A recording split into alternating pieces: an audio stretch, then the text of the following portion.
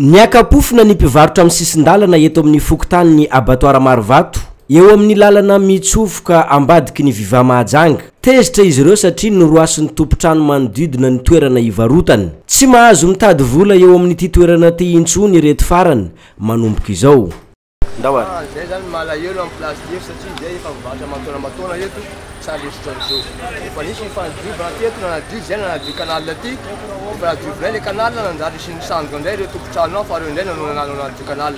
De reo mina mampanala anay ao nefa misy olo hafa solondro anay ao. Ke zay olona mamelona vady aman-janaka ary mba mitsosa vola ty are koa nanonovanay raha eo. Kanefa raha iala eo zay de aiza nefanay zay aiza melona vady aman-janaka. Zay tsy mandoto zay manadio.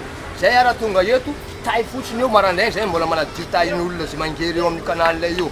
Firy tay avy eo amanjady eo. Yawa. Ke zay le izy zany zay malahelo. Ambaresinareo mifampalahelo alelovinay fa zay madinika totrany zao fa tena tsy mety angamba raha hoe zay madinika totrany zao e. Zay tompoko amin'ity toerana ty efa ela na lehibiazanay zaza tamin'ity toerana ty.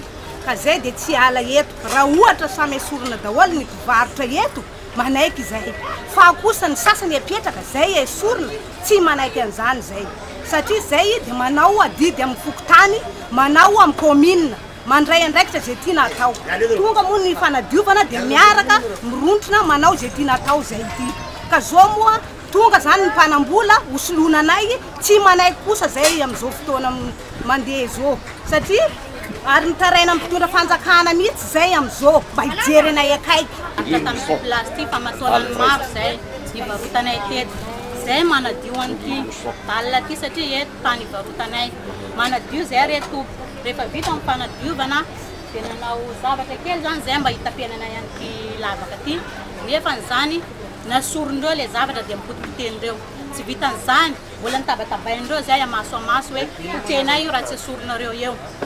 Atao ahoana zany zay madinika zay ty olona madinika da atao tsindry azo lena. De manahoana zany tsy manana amin'izao. Ka miangavy amin'ny monsieur le maire zay na reo mpitondra fitondrana ambony ao mba hijery akaiky an'izao zavatra mahazo anay zao fa herinandro latsaka kely zao zay tsy mivarotra tsy mihinan-kanina. Zanakanay reo tsy mihinana de eto zay mipetraka eto. Ny fokontany abattoir Marovato no nametraka ireo mpivarotra ireo eo amin'ny toerana io raha ny fanazavana. Tsy aivona fa nisy fotoana navorin'ny filoam-pokotany abattoir Marovato ireo mpivarotra rehetra tafiditra ao anatin'ny fokontany zay adidiany. Nanaovana ny fanisana ary nomena taratasy fahazahoan-dalana tamin'izany fotoana izany. Mba hisoroana ny mety fanilikiliana sahala amin'izao indrindra no antony nandraisana n'izany fanapahan-kevitra izany. Ankehitriny anefa miatra tokoa izy ty. Niditra ho mpanelanelana ny ady ny filohan'ny mpivarotra ivelan-tsena. Amin'ny mahasolo tena mpivarotra na tokony andraikitra voalohany ty laza izahay reo palety reo tsy natao nivarotandreo olona reo fa natao fiarovana ny loto atao eto mariana etoana. Fa reo mpivarotra reo tsy olona mipetraka eto mody amin'ny ariva.